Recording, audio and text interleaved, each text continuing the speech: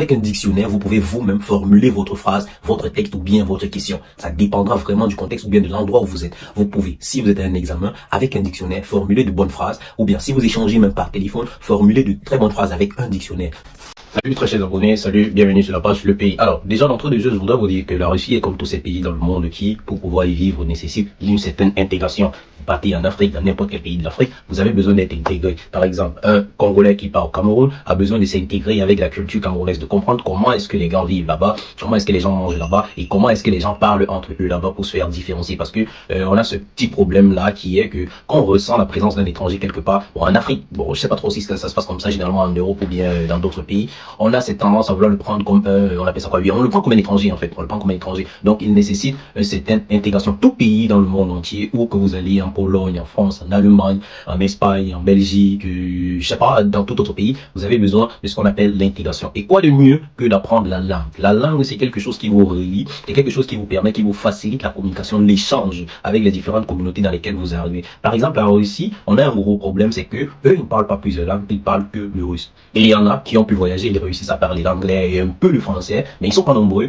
Maintenant, ce que vous avez à faire, c'est, vous êtes dans leur pays, vous allez vous intégrer. Nous allons nous intégrer. C'est pour cela que l'une des premières techniques d'intégration dans le pays des étrangers ou bien dans le pays où vous arrivez, c'est d'apprendre la langue. La langue, pourquoi apprendre la langue? Apprendre la langue parce que vous avez besoin tous les jours d'expliquer ce que vous voulez, de comprendre ce qu'on vous demande. Dans le domaine des jobs, par exemple, ou bien à l'école, ou bien quel que soit le domaine dans lequel, quelle que soit la condition dans laquelle vous êtes arrivé en Russie ou bien dans n'importe quel autre pays, vous avez besoin de comprendre ce qu'on vous dit, même si ce n'est que le minimum. Vous avez besoin également de dire ce que vous voulez ou bien ce que vous pensez. Donc ça, c'est le minimum nécessaire pour pouvoir vivre dans un pays. Alors, comment apprendre la langue russe? C'est pas vraiment quelque chose qu'on peut dire. On peut dire que, ok, on a la science infuse ou bien on connaît absolument comment tout faire, tous les rouages pour pouvoir apprendre, mais le tout, c'est de partir sur les bases. Les bases, pourquoi? Les bases parce que, avec les bases, vous avez la possibilité là de pouvoir générer n'importe quoi. Ça veut dire quoi? Ça veut dire que, comme mon professeur d'anglais nous disait souvent au lycée, il nous disait qu'une fois que tu connais les premiers verbes, les articles, comment accorder certains verbes ou bien comment accorder, parce que vous savez, dans les langues, il y a toujours les groupes. Il y a par exemple le premier groupe, le deuxième groupe, le troisième groupe. Si tu connais un verbe du premier groupe, un verbe du deuxième groupe, un verbe du troisième groupe, tu peux agencer, quelle que soit la façon. C'est vrai qu'après, il y a des verbes un peu exceptionnels, des façons de conjuguer et tout. Mais bon, cela, ça ne dérange pas vraiment. Vous pouvez partir d'abord sur la base de dire ce que vous voulez, ce que vous pensez et comprendre également ce qu'on vous dit. Donc, l'une des premières choses que je vais vous dire pour pouvoir apprendre la langue, c'est de vous octroyer un dictionnaire.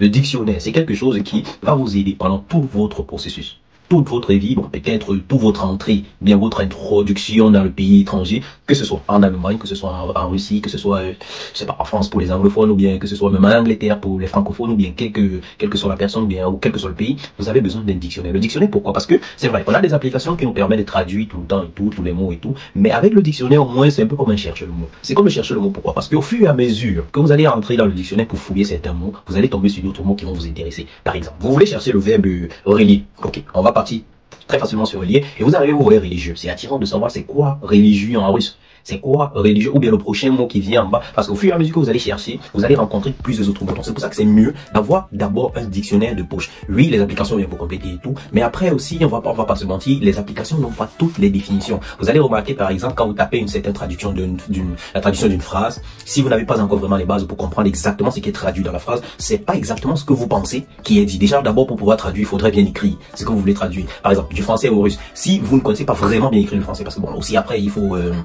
le traducteur traduit ce qu'il comprend. Le traducteur traduit exactement ce qu'il comprend. Or, avec un dictionnaire, vous pouvez vous-même formuler votre phrase, votre texte ou bien votre question. Ça dépendra vraiment du contexte ou bien de l'endroit où vous êtes. Vous pouvez, si vous êtes à un examen, avec un dictionnaire, formuler de bonnes phrases, ou bien si vous échangez même par téléphone, formuler de très bonnes phrases avec un dictionnaire, tout en comprenant au moins le sens de ce que vous écrivez. Or, en tapant sur une application, c'est vrai, ça va sortir rapidement et tout, mais ce n'est pas trop ça. Ce n'est pas trop ça. Déjà, il faudrait, comme je vous l'ai dit tout à l'heure, il faudrait déjà bien écrit pour que cela puisse bien être traduit. Donc ça, c'est d'entrée de jeu. La première chose à avoir, c'est d'abord un dictionnaire de poche qui va vous permettre d'apprendre non seulement les mots, mais également les verbes. Parce que dans les dictionnaires, Il y a ce qu'on appelle, comment on appelle ça, prélogénia. Ce sont les derniers, ce sont ces parties-là qui vous montrent les infinitifs des mots, les infinitifs des verbes, comment ils sont écrits en russe, comment est-ce qu'on les traduit et tout. Donc ça c'est le côté français. Vous allez arriver également sur le côté russe, oui. Voilà, vous allez arriver sur le côté russe qui est ici et vous verrez exactement pareil. Ici, il y a pratiquement toutes les bases nécessaires. Même si vous ne partez pas à l'école, parce que déjà d'abord, je voudrais vous dire, il y a beaucoup de personnes qui, oui, généralement quand ils viennent à la base, ils font d'abord les cours de langue. Mais si vous, par exemple, vous êtes un touriste ou bien vous êtes quelqu'un qui venait juste comme ça pour